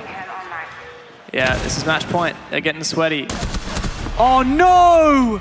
So unfortunate for Katya, and she's been so good this game, but Brit does get that one. Oh, the push here onto Aqua is coming out. Too good there. North America's pushing their way in. They're looking to have a game of pool while they're at it in there. 5 versus 3 now, and the Knicks in an excellent position. No one at Vars to prevent this from happening as well. It's a full pincer movement. Macy J is just playing so passively. A grenade's gonna come in as well. Zeronic gets the diffuser down, but Macy's ready to watch that angle. Does take down the finger as well, though, so Zoronic, he's stepping it up. And the Swede as well jumps into it. This could be a salvage unless Macy can pull off something incredible. We're definitely looking for that upside down rappel, but Macy J looking a little faster. Getting some clicks onto Zoronic, so no more sweating coming out from him this round, which could be the very last round for him if Macy can pull it off. But a 1v2 here finally has Diffuser. They know where he's going to be coming from, and there's one. Take him down. Good round for Bikini and Zoronic. I believe Wolf also had one as well. Trying to keep this close. Yeah, not so bad, not so bad. So, I think they want overtime. I think so too. I think they're going to have to earn it. Let's be honest. They're going to have to get a couple more points before they can get to that overtime. 2 more to be exact, as North America has a pretty convincing lead. I'm going to try and stretch my vision to have a look at what Team Europe is saying right now. Unfortunately, there's a giant monitor preventing me from looking at Zoronic's lips, so I can't telepathy. Oh, what I can tell you is Bikini just took a great old gulp of water, so he's going to be very hydrated for this round. It's all the sweat. Exactly. He's got to rehydrate. Yeah, that's it. Well, we'll see them thinking about what they need to do because, like I said, match point, Europe haven't been showing up as much as Zoronic would like. Maybe he's yelling at his team now, slapping him into shape. Yeah, well, Zoronic's going to bring the castle. Maybe a 6-pick kitchen, eh? Tio's going to stay on that dock. Katya's been doing good work with the mute. Unfortunately, wasn't so successful last. Katya wants a Valentine. All right, Zoronic, I'll leave that to you guys. No, Zoronic hasn't confirmed yet. It's like he's considering who to 6-pick too. And does not do it in time. I guess you'd usually expect the Caviera to be 6-pick. Needs someone to be Thatcher to her Thermite. Now that is a true love story right there. Thatcher and Thermite mains out there. Who is your Thatcher? Who is your Thermite? He needs like a little Valentine version of the EMP that just shoots hearts out. I've seen some beautiful fan art out there for Valentine's Day. There's quite a bit of Thermite Thatcher out there. Happy Valentine's Day, Twitch chat. I mean, the funny thing is, for a lot of people, it's actually not Valentine's Day anymore because we're 16 hours behind Australia and then I see. Also behind New Zealand as well. So right, you guys are from the moon. We're different time altogether. That's different day. Yeah. We actually live on the moon. Did you know it's made of cheese? Yeah. Wallace told me. I'm honestly surprised we don't get more Australian cheese over here. Actually, I don't know. I don't think we make very good cheese, to be honest. Just a little island cheese. Little island. It's 50% larger than Europe. Tiny little place. I think it's about the size of Coastline. Yeah, that's it. Burn Horizon was meant to look like Coastline. Yeah, they got to fix that. Ooh, is a cheeky angle being held from the defender looking through that drone hole, but no one's going to succumb to that just yet. You can tell North America wants to lock this one out. And Macy, he's loving the Carly right now. He can open up some of this wall. Look all the way into that little cubby. Surprised he's not the one peeking the drone hole. Certainly going to push some of the players out of bathroom at least, or push them back. He's hoping for a freebie. Unfortunately for him, they don't highlight yellow. Oh, he's going to have to actually look manually, but you do zoom in, as you can see, it's at 12x. Waiting for that pixel to change color. Meanwhile, Britt, she had a good entry last time when she pushed VIP. She has the sledge. She can open up the floor, put that pressure. But, of course, needs to be cautious of Bikini now. I don't believe Bikini has any information on this. And, fortunately for him, he doesn't push just yet. I don't know whether there's a drone alerting Britt or whether she's just being patient here.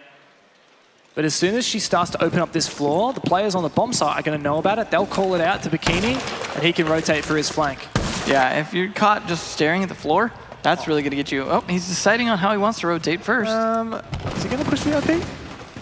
You'd think he would go for it, but it is risky, of course. Tio gets taken out by Alfredo, pushing from Sunrise. So a lot of facets to this push from North America. I believe that was just one little punch hole. Bikini, you need to make your move. Double snipers, though. That's not going to be sitting comfortable anywhere here. But Bikini is trying to rectify that.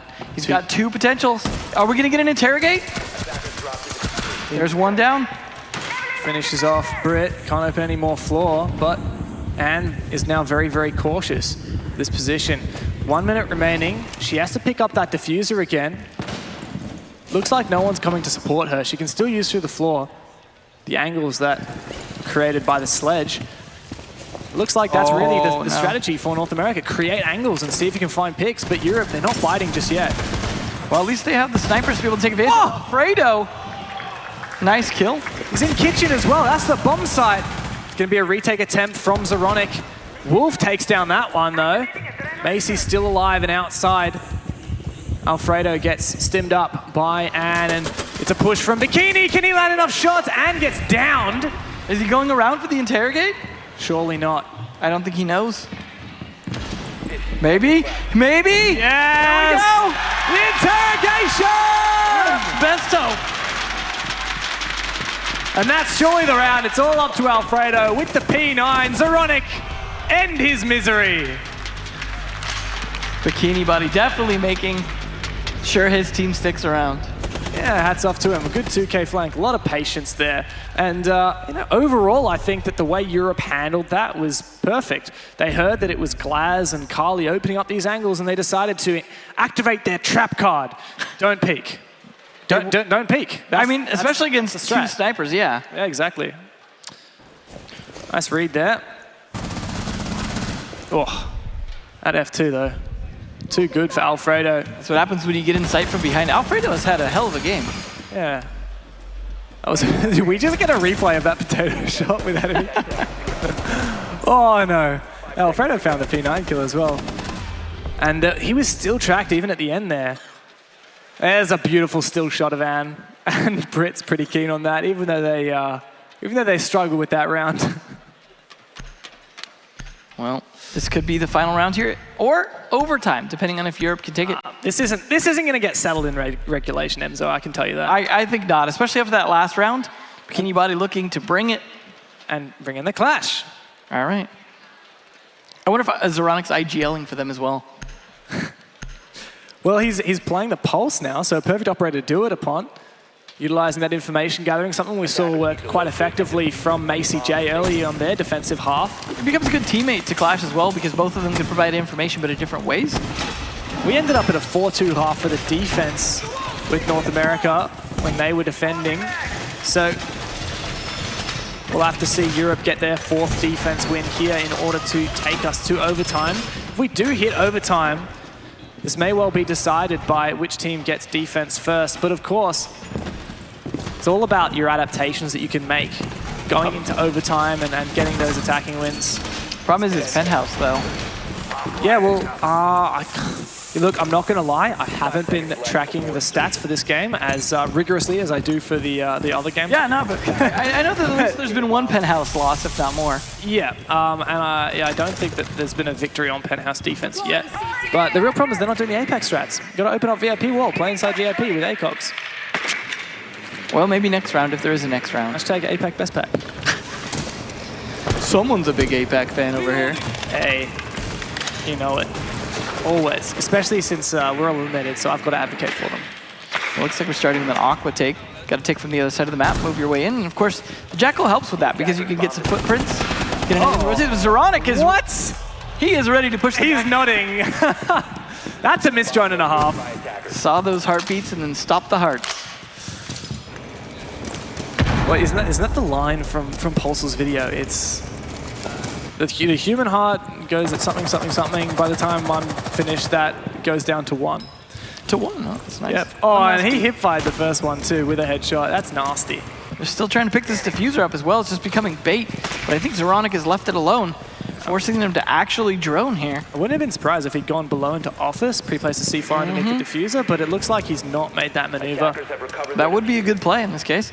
Could also get the Clash to back him up on holding that diffuser in place. Good pre-fires there from Ann. It's a small magazine in the Type 89, and those players in Hookah, while they have been droned, we need to see a proper push come in. Macy looks to be going through Sunrise and has this diffuser, but half the round's down. Great pings, but no damage done. Zoronic makes his rotate downstairs. Macy was there just earlier, and he's going to wait perfectly. He finds one, and he finds Zoronic as well. Only a few rounds left in the magazine, going to go for that reload. Zoronic knows he's trapped. He needs to find this kill as fast as possible, but that flashbang goes out. Macy surely is good for this kill, and adding insult to injury, he'll flash him out twice more and secure that. Fortunately, Pulse is no warden. Bully. Look, you're not wrong. Yeah, that was... if I was running, I would have just jumped out the window and run outside. What is that? He's going to cook it. There we go. And unfortunately, Bikini's not going to partake. That's an interesting graphical glitch there, but great There job we go. from Wolf to secure that. But hey, Ann and Macy can still make this happen. 2v2. This is to decide overtime. Oh, it's a smiley face. Isn't that adorable? The flash actually flashes the teammate behind. Oh, he does the bikini body special through the wall. That's not allowed. Macy, can you get us 2 kills? Otherwise, we're going to overtime. There it is. All the way, 12 rounds. Who's going to start on defense first, as you said? That's going to be the big component here. We just need to see some of these teams pick the bars bomb side. Yeah, I mean, no matter how many rounds they play, they don't seem to want to. No, it's I'm sure quite an intimidating bomb site to go for, but as long as you got your Maestro, your Echo, get a bunch of roaming, it's fun. I gotta imagine after this show match, they're gonna hit up bars anyways. I see what you did there. Zeron? Zeronic, he's made the highlight reel, so we'll credit him with that. That's all he needed, right?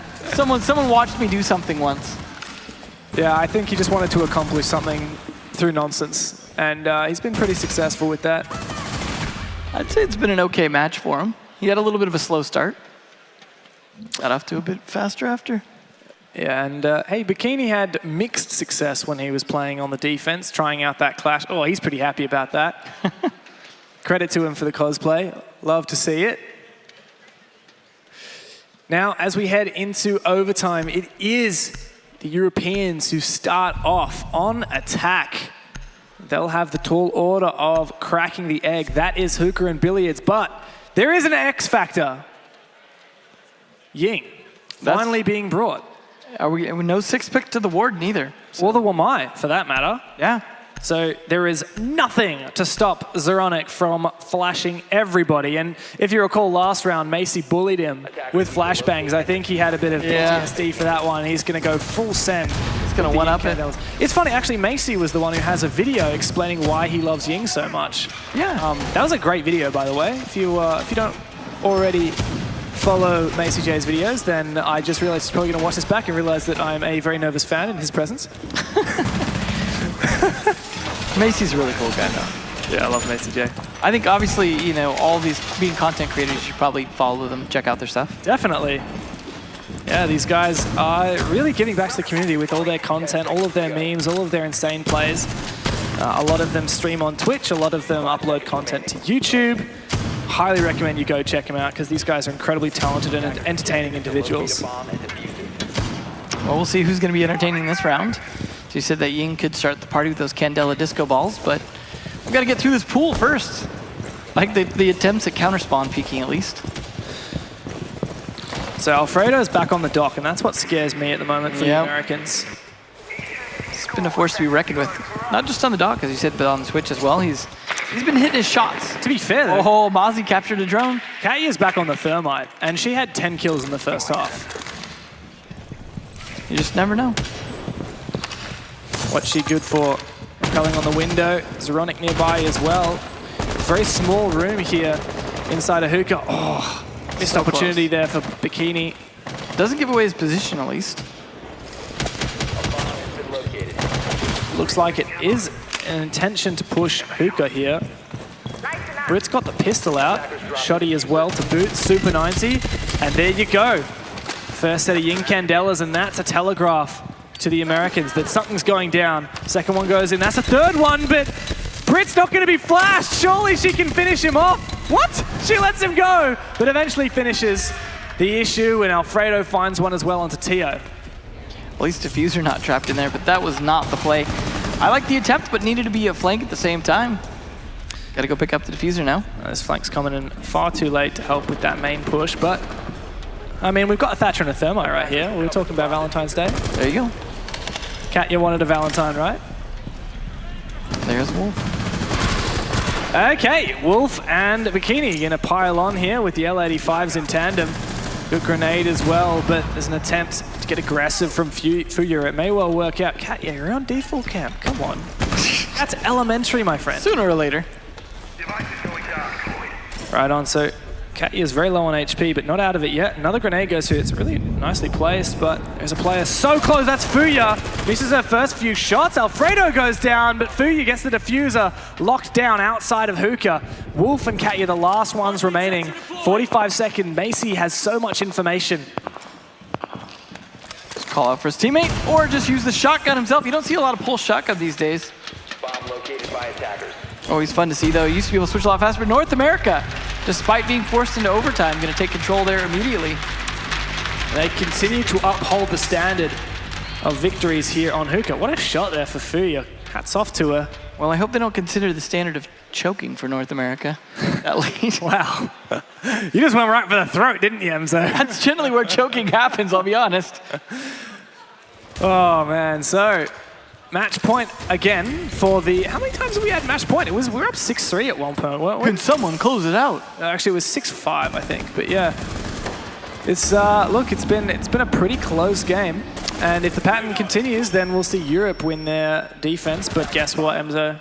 Yeah. I mean, we're still watching the replays, so I don't want to spoil the surprise yet. But once we get back, once we see these beautiful shots of Bikini and Macy and Fuya, there's Britt having a good time as well.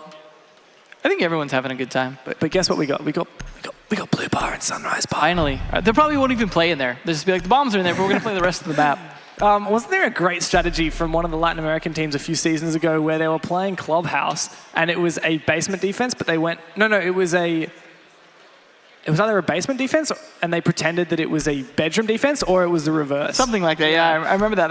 It's a good trick. It doesn't work that often, yeah. but if players are so conscious about saving drones, they don't fully drone the bomb site, it actually does happen a lot more often than you'd think. It doesn't look like that's the case here. I mean, Coastline is such a small map, and as you can see, NA's already found the bomb, so they'll know what the objective is at. Zoronix back onto this go. He had mixed success.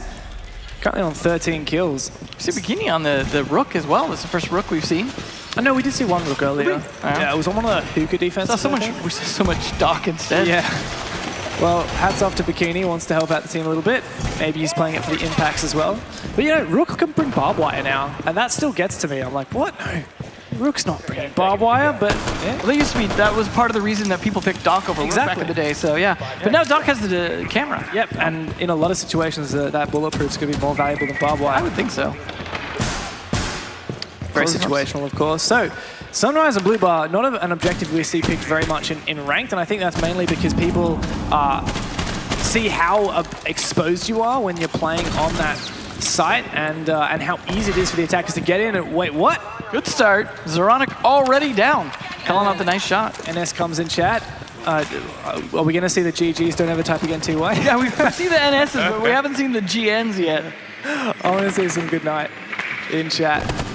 All right, Tio's holding down. Fort. Is that last shirt just bait? Katya gets droned. Man, good droning. Really likes their drones here. Hopefully that continues for the rest of the day. Castle barricades are looking like they're throwing them off just a little bit. Macy did not bring the breach this time. He's got claymores, but he's going to try to push in. Very much a split push for the Americans here. Not sure what they'd like to do yet, but they've got 2 minutes to work with. So much time to play with. Good hold from Bikini, just cautious of this kitchen window position. But as I was saying, no over-aggression here from the Americans so far. Some utility from the Capital, tossed on out. That's Britt. Oh, just barely. Hiding inside some of the bar cupboard. Narrowly escaping that one is Tio. Oh, but he's exposed. One bullet goes his way. Great eye there for Britt to find that one, but Tio's not going to peek that one. He just wants to stay safe as much as possible. One firebolt left, though, to continue to try and burn out the bar. Switching to it now. There it goes. I'm sure he's getting burned out in the meantime. And yet, Tio takes a bunch of damage from the firebolt. So off screen, but you can tell from the indicators. Thanks to this new spectator UI. Yeah, I love this new UI. But Tio's in such an exposed position. There was a player on Cool Vibes. Surely he'll get peeked here, and there you go. There's the finish from Britt, I believe. Yep, didn't even need that extra pressure. There's a long angle also enabled. Bikini also down to the meantime. Time to blow the Goyle shield in just a moment. There we go. Diffuse down. Hit the shield now. Oh no, from behind. 4 versus 1 now for Katya. We've seen her pick up so much success thus far, but no, it's Macy to finish her off. Let's go, NA! And this may well be a precursor for the grand finals of the Sixth Invitational, but it is North America that comes out on top of this Creator Cup show match. I thought that was the grand finals. Yeah, they've just won $1 million. Wow. That's how it works. Congrats. Congrats to them. Good match, though, between these two. A lot of fun had. I don't think it got too salty. Maybe a little sweaty there in the middle. Yeah, well, it's funny because we were talking about how the team that was down was going to get extra sweaty, but as soon as North America felt that victory was within their grasp, they're like, yeah, no, we're going straight, diving headfirst into this one. Yeah, it's unusual. North America usually likes to kind of take it easy once they're at match point. And I guess this is the first championship that North America has won at a major Six Invitational Pro League Finals for 3 years. Yeah. So hats off to the team, Anne and the team, for that accomplishment. And I'm sure that we have a few North American teams, Space Station, TSM, DZ, all hoping to accomplish the same. I'm sure they're all looking to those strats, seeing what we can use for the rest of the weekend. Yeah, definitely. Unfortunately, they can't use Kali or Wamai, but right, I think we saw a bit more Kali than Wamai, actually. Or Whammy, as Interra likes to call him. I think we only saw the one Wamai. Yeah. I think it was 2, but it wasn't very effective. Either way, though, good matchup. Got to see some variety there. Of course, we didn't get to see the new ops yet, but yeah, I'm sure that'll be coming sooner. Oh, yeah. Well, we've got panels. Today, the show match is what breaks up our esports matches. But it's time to head over to the stage with Anna to congratulate all of our participants in this match. Congratulations indeed. You all played a fantastic game. Give yourselves a round of applause and please join them. That was a great match, wasn't it? Now we're going to talk to the champions in a second, but Zyronic, I have to check in with you. Your fellow casters were up there talking about your play specifically. What encouraging words do you think they were saying about your play? Probably not many, if I know them. And what would you like to say on behalf of your team to the winners, North America? If North America is going to win, I'm happy at least it's for charity. Very well said. Now, Zyronic, would you like to do the honors and present the trophy to Anne? I would love to. All right. Let's hear it for North America!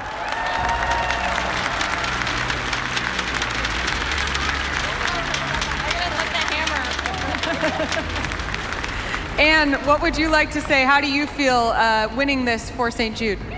It's really great. St. Jude is an awesome, awesome charity. So anything that I can ever do that supports St. Jude is my favorite. And I'm just really happy. You know, we're taking home the tiny trophy, and then NA is going to take home the big trophy. So that sounds like a good plan. What do you think? Thank you guys again, and thank you to St. Jude for everything they do. Back to you up at the desk. Thank you very much, Anna. And yes, North America takes it. I don't want to blame one very specific person on the European team, but I think I'll leave it to my analyst. Bikini body. Oh. Yeah. Fair enough. Was that the answer you were looking for? Yes, to some extent. I mean, he did a pretty valiant job. I do actually have a quote Pretty here. valiant job of throwing the game, let's be honest. Throwing something. Europe is definitely not having a tournament here. You're right, but I do have a quote here from Zyronic that says, "I am going to bait every one of my teammates, which is why I will be the top fragger." Which is exactly what he did, actually. So I'm glad that he ended up reliving that quote. Yeah, it's great. You know, you come here, you get paid to do it, and you also, in the end, benefit charity, which is great. So, round of applause, I guess, to St. Jude, helping out all the kids, actually. 23 million raised to gaming. Gamers, we're great.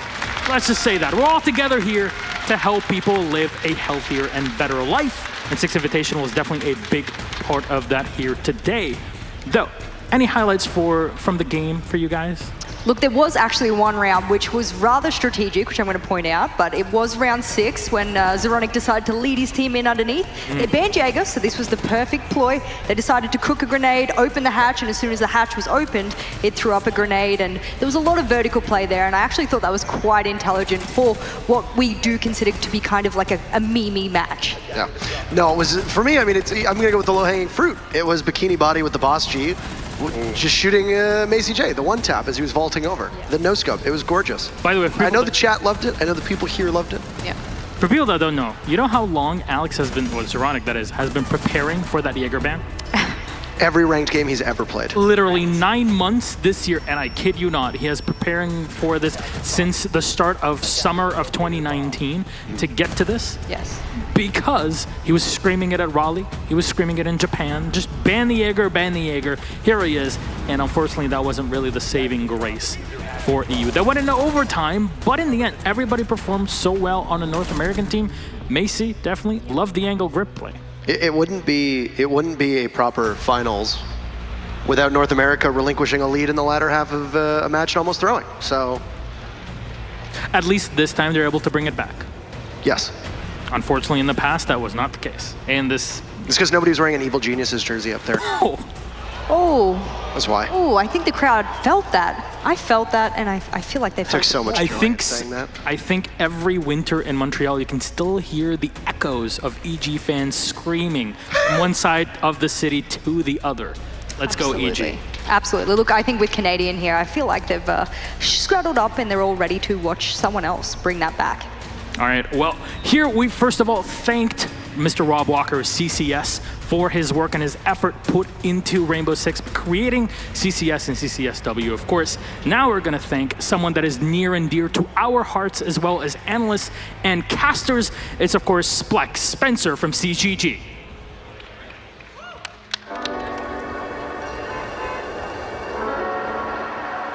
The first time that I went to an event, it's really cool to sort of get a reception of, maybe they don't know us directly, but they know stats and they know, this is something that's useful to the community.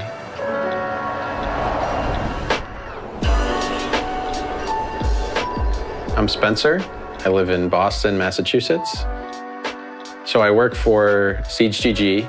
I run the statistics, and we, as a group, do news and highlights and all kinds of coverage surrounding Rainbow Six esports.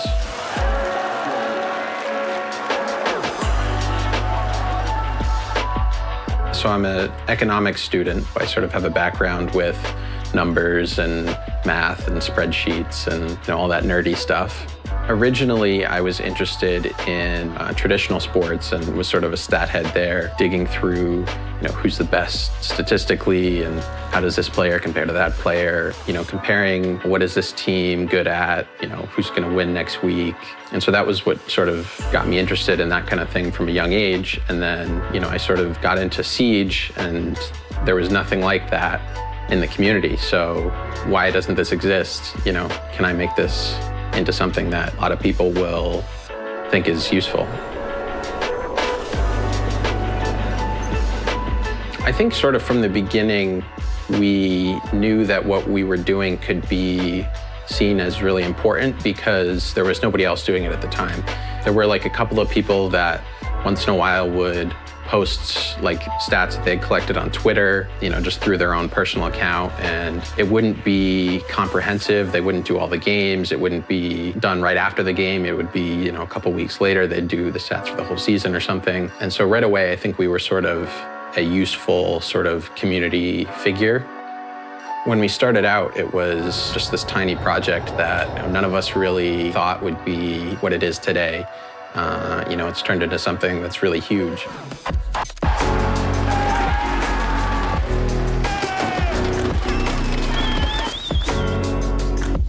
If you're watching a game, it's easy to sort of find a new team that you like. But I think you can also do that through looking at stats, looking at the past. Here's a number for what happened. Here's the video to prove it. And now we can tell you the story through a lens that is beyond pure emotion. Siege.gg represents a place where we can extract information that will actually level up the viewing experience. Those kind of pieces of information add both for the commentators to be able to talk about it, add for the audience, they understand why this is such a crucial match, but also just the viewing experience of what's actually happening on the screen and sharing and making that so engaging. Everybody likes upsets, everybody likes, breaking. We're like doing the impossible. Like, look at us now. We're all talking about the 1v5. Everybody loves it. It's fantastic.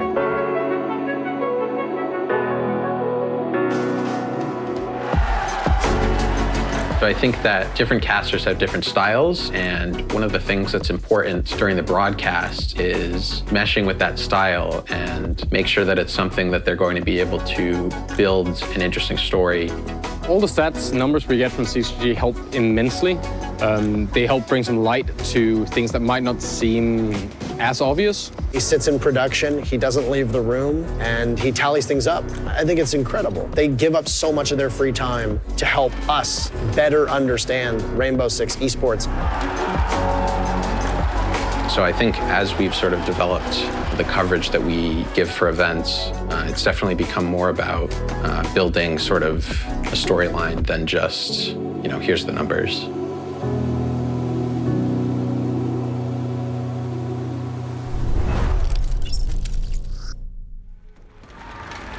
Please welcome to the stage, Spencer Glenn.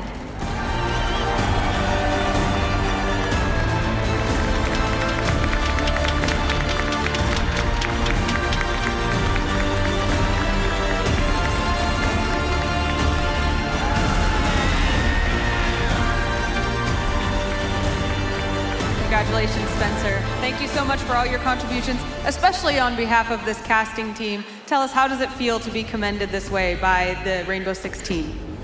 It's really awesome that the work that we do behind the scenes gets recognized by Ubisoft and by the professional community and all the fans. So it's great to be up here accepting this. We've talked a lot about finding your place in this community, and for you, your place was those numbers. Tell us a little bit about the story that tells and why it's so thrilling for you. I think that it's just really cool to be able to fill something that was sort of a void before. And I think a lot of people are able to understand the game a lot better because of what we're able to do. As someone who is so familiar with those numbers and being here surrounded by your community, what are you feeling most excited about here at Six Invitational? I think this is probably the most exciting invitational we've had yet. So I'm just really looking forward to seeing who's going to win. We are too, and thank you so much for everything you've done to make that story shine even more. One more time, let's hear it for Spencer, and we'll head back to you at the desk.